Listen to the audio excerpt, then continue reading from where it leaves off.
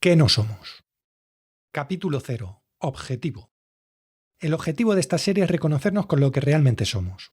¿Cómo lo vamos a hacer? Analizando los artefactos que el sistema ha utilizado para definirnos como ficciones jurídicas hasta conseguir nuestra confusión. Para ello vamos a tener que desprogramarnos, pues a través del lenguaje y la educación se ha introducido en nosotros todo un sistema de creencias hasta establecer estructuras mentales que nos han llevado a representar un papel en la sociedad. Y para derribar ese sistema de creencias solo es necesario el conocimiento. Ese es nuestro objetivo, conocer cómo funciona el sistema y qué papel representamos en él. ¿Qué no somos? Capítulo 1. El concepto. Sin más rodeos, vamos al lío con el concepto. Tras ser alumbrado, el Estado obliga a los padres a registrar a su hijo en el registro civil, momento en que se emite el certificado de nacimiento. En ese momento, el Estado crea una persona artificial, con un nombre elegido por los padres y escrito en mayúsculas. Se trata de una ficción jurídica, también denominada ficción legal o personalidad jurídica, posteriormente representada por el DNI. Es lo que se conoce como el fraude del DNI, pues el Estado actúa de manera fraudulenta ya que a nadie se le explica qué implica realmente el registro y la emisión del certificado de nacimiento. A través del estudio del lenguaje jurídico, cuyo significado es muy distinto al lenguaje común, obtendremos el conocimiento necesario para comprender dicho fraude. ¿Qué no somos? Capítulo 2. Ficción jurídica. El lenguaje jurídico no es lo mismo que el castellano común. Podemos decir que casi es otro idioma. Y de ahí que tenga un diccionario específico como es el Diccionario Panhispánico del Español Jurídico. Mientras que el castellano común tiene el Diccionario de la Lengua Española, siendo ambas obras de la Real Academia Española. Vamos a comenzar nuestro estudio analizando la definición de ficción jurídica. Este término no aparece en el Diccionario Español Jurídico, pero Wikipedia nos muestra una definición muy ilustrativa. Se denomina ficción jurídica al procedimiento de la técnica jurídica mediante el cual, por ley, se toma por verdadero algo que no existe, o que podría existir pero se desconoce, para fundamentar en él un derecho que deja de ser ficción para conformar una realidad jurídica. Es decir, que mediante una técnica jurídica, algo inexistente o desconocido se convierte en realidad jurídica y se le otorga derechos. Y seguimos leyendo, es a través de una ficción jurídica como se fundamenta la existencia de las personas jurídicas. Recapitulemos. Al ser registrados en el registro civil tras nuestro alumbramiento, el Estado, mediante una técnica jurídica amparada en una ley, crea una ficción jurídica, es decir, algo inexistente que se convierte en realidad jurídica y a la que le otorga derechos. ¿Qué no somos? Capítulo 3. Ficción legal. Como vimos en el capítulo anterior, la definición de ficción jurídica no aparece en el Diccionario del Español Jurídico, pero sí la de ficción legal. Y dice: artificio jurídico que permite otorgar efectos jurídicos a una situación o relación inexistente como si se hubiera producido. Esta definición es más ecléctica que la de ficción jurídica, pero viene a decir lo mismo, pues aquí, efecto jurídico, se refiere a un cambio en el estado de derecho de una persona, como resultado de la aplicación de una ley. Es decir, que al ser registrados en el registro civil tras nuestro alumbramiento, el Estado toma una relación inexistente como si se hubiera producido, y mediante artes jurídicas otorga un cambio en lo referente a los derechos, como resultado de la aplicación de una ley. Tranquilo, no te agobies. En los siguientes capítulos comprenderás dónde quiero llegar, pero necesito cimentar toda esta historia con estas definiciones como base evidencial. ¿Qué no somos? Capítulo 4. Nacimiento. Recordemos que tanto la definición de ficción jurídica como ficción legal hacían referencia a una ley para convertir en realidad jurídica lo inexistente.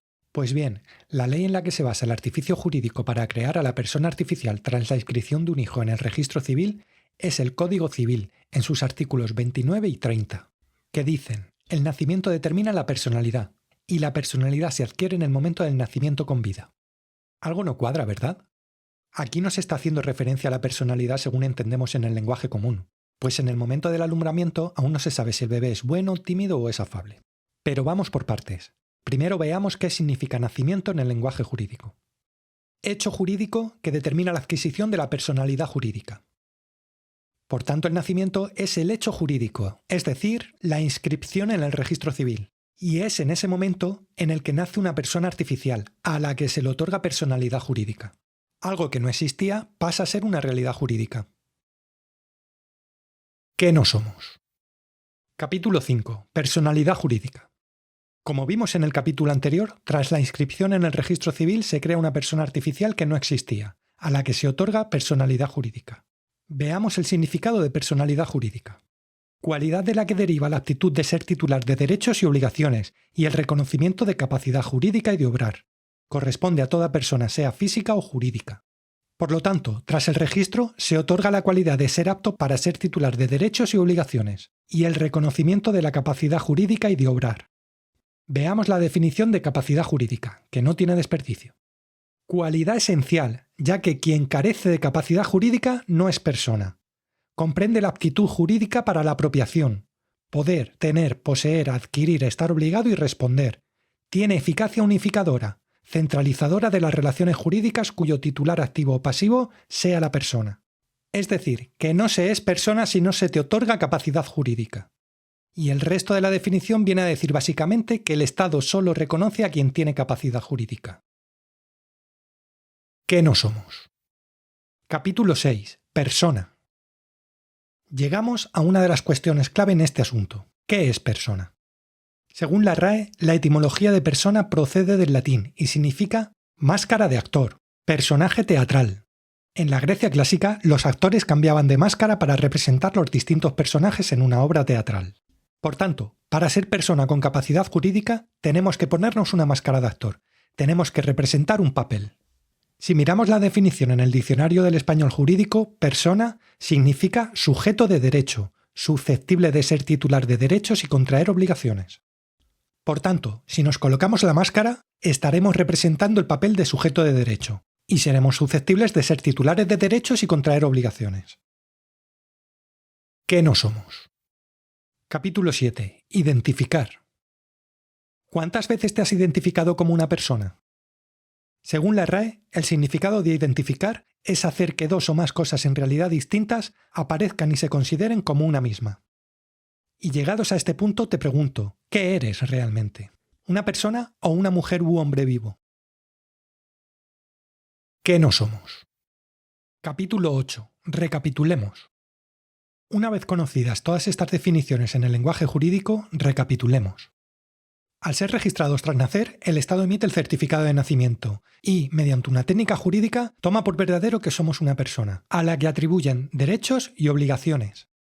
Es decir, el Estado crea una ficción jurídica, interpretando que el ser vivo que somos no existe, o si existe, no se conoce, y esa ficción jurídica pasa a ser una realidad jurídica denominada persona. ¿Recuerdas estas declaraciones de la exministra Celaá sobre la propiedad de los hijos? El derecho fundamental que asiste a toda persona desde su nacimiento. Por tanto, no podemos pensar de ninguna de las maneras que los hijos pertenecen a los padres. Es interés del menor, es derecho fundamental y derecho constitucional del menor. Lo contrario equivaldría a pensar que los menores, por serlo, no tienen derechos fundamentales, lo cual sería un absurdo y además ilegal. Declaraciones repetidas por otra ministra 3 años después. Nosotras llevamos toda la legislatura tratando de construir derechos. No queremos limosna ni para nuestros niños ni nuestras niñas ni para nuestra gente. Queremos derechos garantizados. Los derechos sociales no son asuntos, no son algo de segunda categoría. Nosotras estamos convencidas de que las niñas, los niños y los adolescentes son sujetos de pleno derecho. No son objetos de nadie, no son propiedad de nadie, tampoco de sus padres y de sus madres. Son personas con mayúsculas y por eso tienen que tener todos sus derechos garantizados. ¿Qué te parecen ahora que conocen los términos jurídicos en los que se está hablando? Nos lo dicen en la cara, pero como ignoramos el significado de las palabras, vivimos una realidad creada por ellos. Al creer que somos lo mismo que la ficción jurídica creada por el Estado, nos identificamos con esa ficción. Nos creemos personas y aceptamos inconscientemente la máscara de actor creada por ellos representando un papel en su teatro irreal. ¿Qué no somos?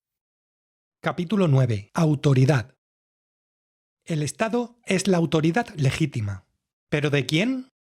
El significado etimológico de autor proviene del término en latín auctor y significa creador, inventor, hacedor, fundador e incluso padre.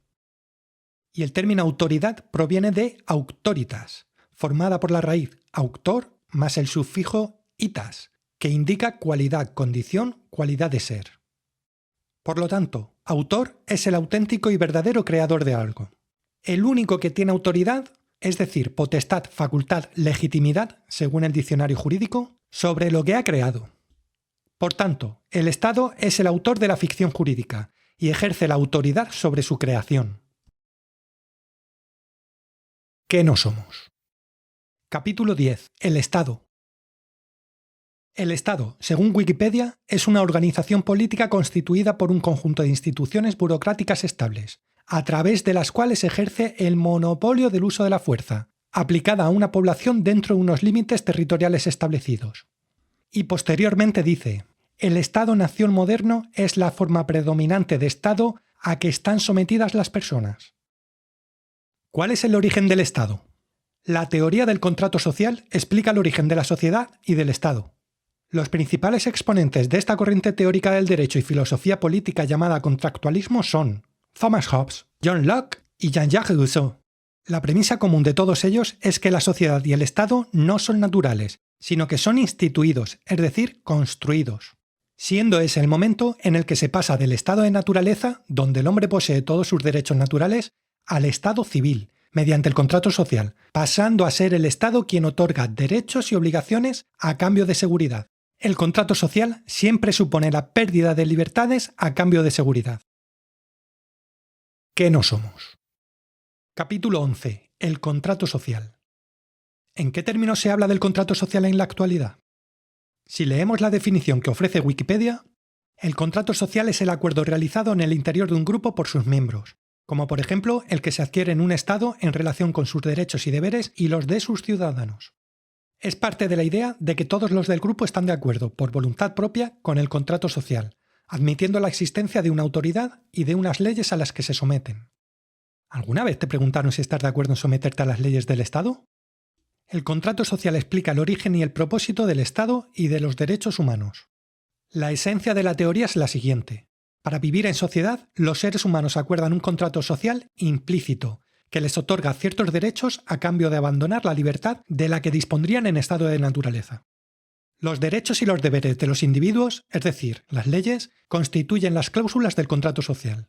El Estado es la entidad creada para hacer cumplir el contrato, como ya hemos visto a través del monopolio del uso de la fuerza. También dice que los seres humanos pueden cambiar los términos del contrato si así lo desean, pues los derechos y los deberes no son inmutables o naturales. Lo que quiere decir que los derechos naturales sí son inmutables, pero aceptando el contrato social, los cambiamos por otros que no son inmutables y son dictados por el Estado. ¿Qué no somos? Capítulo 12. Derechos. El derecho que aplica el Estado se denomina de manera genérica derecho positivo. El diccionario del español jurídico lo define como derecho vigente y también como derecho establecido en normas jurídicas. Ojo, por oposición al derecho natural. El derecho natural se define como el conjunto de normas y principios ético-jurídicos de validez universal, existentes con independencia de la voluntad humana. Y más tarde cita que el derecho natural responde a una razón tan universal y permanente y es tan inmutable que ni aun Dios lo puede cambiar. Por tanto, por un lado tenemos derechos naturales por el mero hecho de estar vivos, y por otro, los derechos positivos que otorga el Estado a las personas. Los derechos naturales son inherentes al hombre por el mero hecho de serlo, mientras que los derechos positivos son redactados, siempre son escritos por el hombre. Los derechos naturales son fundamentales e inalienables, y los derechos positivos son impuestos de manera coercitiva. Los derechos naturales son inmutables y de vigencia atemporal, por oposición a los derechos positivos que son variables y de vigencia temporal. Los derechos naturales emanan de la razón, la moral, la igualdad y la justicia, mientras que los derechos positivos son independientes de los principios morales y de justicia. ¿Qué no somos? Capítulo 13. Derechos fundamentales. Los derechos fundamentales. Otro truco de la retórica jurídica. Tanto la Carta Magna, mal llamada Constitución, como la Declaración Universal de Derechos Humanos aluden a unos derechos fundamentales, pero que se otorgan nuevamente a la persona. Si analizamos la Declaración Universal de los Derechos Humanos, solo se refiere al ser humano en 2 de sus artículos. En el artículo 1, que dice: todos los seres humanos nacen libres e iguales en dignidad y derechos, y, dotados como están de razón y conciencia, deben comportarse fraternalmente los unos con los otros. Esto no es más que una somera descripción del derecho natural inherente a cualquier hombre. Y en el artículo 6, todo ser humano tiene derecho, en todas partes, al reconocimiento de su personalidad jurídica, que traducido quiere decir que todo ser humano tiene derecho a perder los derechos naturales y someterse a los derechos positivos. El resto de artículos, un total de 28, hacen referencia a la persona, utilizando distinta terminología. Y como guinda, la Declaración de Derechos Humanos remata en su artículo 29.3 con esta perla. Estos derechos y libertades no podrán en ningún caso ser ejercidos en oposición a los propósitos y principios de las Naciones Unidas. ¿Qué no somos? Capítulo 14. Conclusiones. No somos una ficción jurídica. Somos hombres y mujeres reales y libres, cuya autoridad de ser es divina. Hemos sido alumbrados en una época donde impera un sistema que intenta desde el primer momento eliminar la consciencia de lo que realmente somos. Ese sistema se basa en interacciones contractuales comerciales que se desarrollan a través de ficciones jurídicas. Es nuestra responsabilidad reconocer los contratos que se nos van presentando y actuar en consciencia. Debemos aprender a discernir cuándo estamos actuando como persona en el mundo de la ficción, a través de la ficción jurídica en nuestra capacidad pública, y cuándo estamos viviendo e interaccionando entre hombres y mujeres reales en nuestra capacidad privada. Muchas gracias por tu atención. Espero toda esta información te haya sido útil y ahora te conozcas un poco más.